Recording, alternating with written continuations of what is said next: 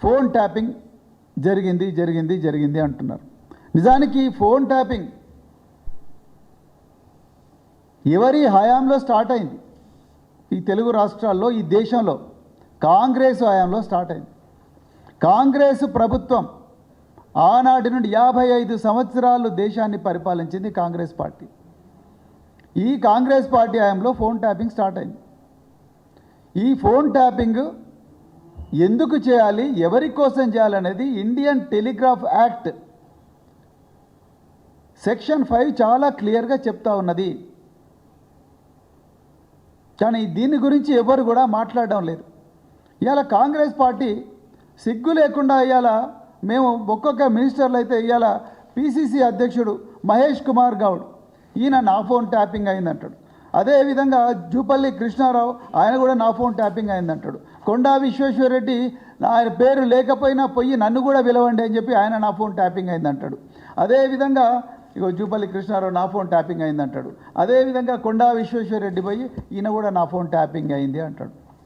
అంటే ఇదేదో ఈ ఫోన్ ట్యాపింగ్ వ్యవహారము ఒక మనసు మమత సీరియల్ లాగా, లేకపోతే డాక్టర్ బాబు సీరియల్ లాగా, లేకపోతే చిన్నారి పెళ్లి కూతురు సీరియల్ లాగానో, లేకపోతే ఎంతెంత దూరం లాగానో, లేకపోతే హిందీలో ఒక పెద్ద సీరియల్ ఉన్నది, స్టార్ టీవీలో వస్తుంది, కభీ సాస్ భీ బహూతీ అని చెప్పేసి, ఆ విధమైన సీరియల్ లాగా రోజు ఒక సీరియల్ లాగా పెట్టి ప్రజల ముందరికి తీసుకొస్తున్నారు. ఎంత ఘోరం అంటే అసలు ఎవరు సంబంధం లేని వట్టోళ్ళు పచ్చోళ్ళు అందరూ కూడా మా పేర్లు లేకపోతే పోలీసుల దగ్గరికి పోయి మా ఫోన్ కూడా ట్యాప్ అయిందని చెప్పి రిపోర్ట్ చేయించుకొని పోతూ ఉన్నారు. నేను ఇవాళ మళ్ళీ చెప్తున్నా పోలీస్ అధికారులకు, ఇవాళ సిట్ నడుపుతున్నది మహేష్ కుమార్ గౌడ లేకపోతే హైదరాబాద్ పోలీస్ కమిషనరా? ఇవాళ ఇన్వెస్టిగేషన్ చేస్తున్నది గాంధీ భవన్లో ఉండే యూత్ కాంగ్రెస్ నాయకుల, లేకపోతే మరి ఎస్ఐలు, సిఐలు, ఏసీపీలా? ఇవాళ మీరు చెప్పాల్సిన అవసరం ఉన్నది. ఏది వాస్తవం, ఏది అవాస్తవం ప్రజల ముందర పెట్టండి.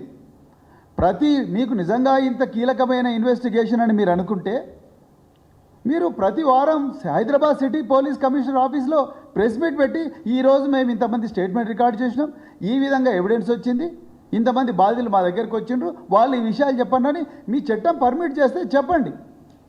కానీ ఇవి చేయకుండా రేవంత్ రెడ్డి ఆదేశాల మేరకు మీరు ఒక మహా టీవీ ఛానల్కో, లేకపోతే ఇంకేవో 10 యూట్యూబ్ ఛానళ్ళకో, ఇంకా రకరకాల యూట్యూబ్లు చెప్పి చాలా అశ్లీలకరమైన థంబ్నెయిల్స్ పెడుతూ మౌనమే అంగీకారం, సిగ్గుంద ఆడవాళ్ళ ఫోన్ వినడానికి, కేసీఆర్ కొంపలో ట్యాపింగ్ కుంపటి, రాత్రికి రాత్రి రాకపోతే చదవడానికి కూడా ఇబ్బందిగా ఉన్నది. ఇలాంటి థంబ్నెయిల్స్ ఇవ్వమని మరి మీరు లీక్ చేస్తున్నారా, లేకపోతే రేవంత్ రెడ్డి కార్యాలయం లీక్ చేస్తున్నదా, ఆయన పర్సనల్ టీం లీక్ చేస్తున్నదా? దీని మీద కదా ఇన్వెస్టిగేట్ చేయాలి. ఇలా ప్రజలు కోపంతో టీవీ ఛానళ్ళ మీద పోయి దాడి చేస్తే దానికి కారకులు మీరే, పోలీసులు, రేవంత్ రెడ్డి. మీరు వాస్తవాలు ప్రజలకు చెప్పండి కదా. ట్యాపింగ్ ఎందుకు జరిగింది, ఎవరు జరిగింది, ట్యాపింగ్ ఎప్పటి నుంచి స్టార్ట్ అయింది, ట్యాపింగ్ చట్టం ఏం చెప్తున్నది, వాటి మీద కదా మీరు మాట్లాడాల్సింది. అసలు ట్యాపింగ్ గురించి కవర్ చేయొద్దు, బాధ్యత రహితంగా రాయొద్దు అని చెప్పేసి గౌరవ తెలంగాణ హైకోర్టు అందరూ మీడియా ఛానళ్ళకు సూచన ఇచ్చింది. గౌరవ సుప్రీంకోర్టు కూడా చాలాసార్లు దీని విషయంలో media trial by media is not correct. మీరు నేరం నిరూపణ కాకముందే మీడియానే పలాని వ్యక్తిని దోషి దోషి దోషి అని అనడం కరెక్ట్ కాదు.